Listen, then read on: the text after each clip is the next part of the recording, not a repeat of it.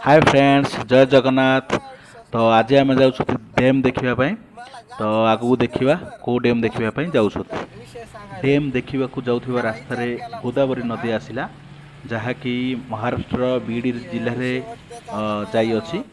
आरब सहित आरब मामा अच्छा आरब गाड़ी टिके शोई पड़ती। गोदावरी नदीर उभय पार्श्व को आप देखिपे केते सुंदर देखा जाऊँगी गोदावरी नदी। फोटो निकालने का तुमको नहीं, चलिए चलिए चलिए। निकालो निकालने का। अरे कुछ जरूरत नहीं, चलिए हेलो जी। तो डेम्र तल पार्श्व आम बर्तमान पहुँची जाइछंती। आप देखिपे डेम टी केते सुंदर देखा जाउछि। वाओ, चल चल चल चल चल।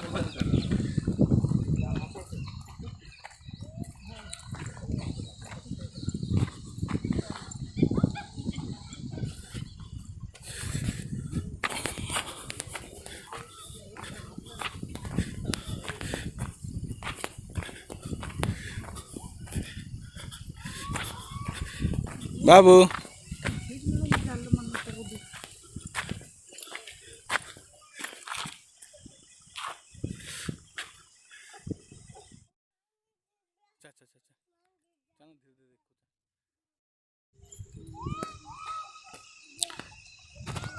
तो बर्तमान आम गेट्र तल पार्श्व अच्छु।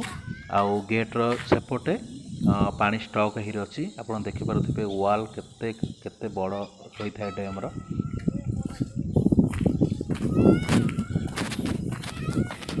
ओए,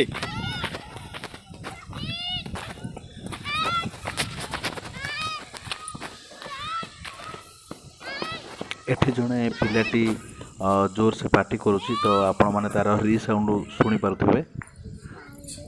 अच्छा अच्छा अच्छा।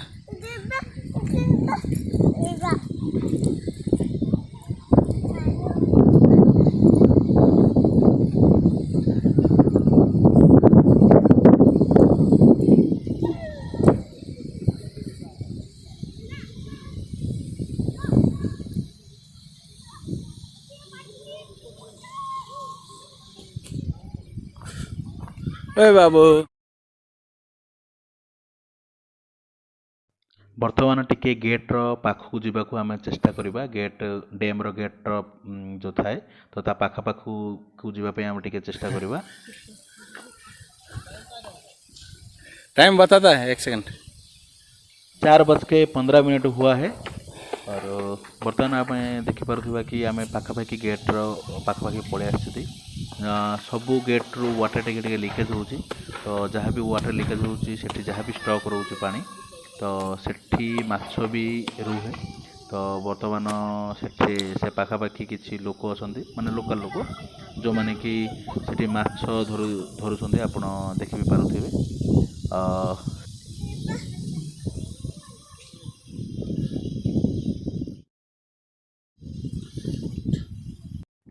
तो बर्तमान आरब आउ तांको मामा उभय ऊपर को पलि आसछन्ती माने डैम्र ऊपर भाग को। तो बर्तमान आप संपूर्ण भाव देखिपे डैम्र ऊपर भाग ठारू तल भागटा भी आम आपको देखई दौचु जहाँकि बहुत डिफरेंट अच्छी माने बहुत हाइट डिफरेंट अच्छी तल आ ऊपर भाग भितर।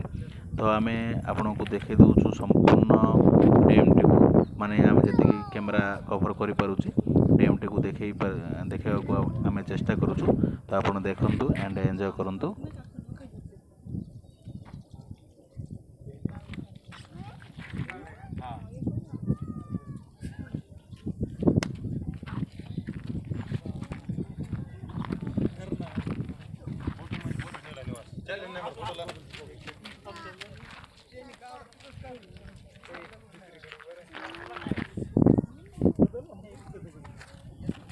तो सांग मैंने आम आपको जन देवाक चाहूँ जे यही जगहटी हूँ महाराष्ट्र बीड जिला।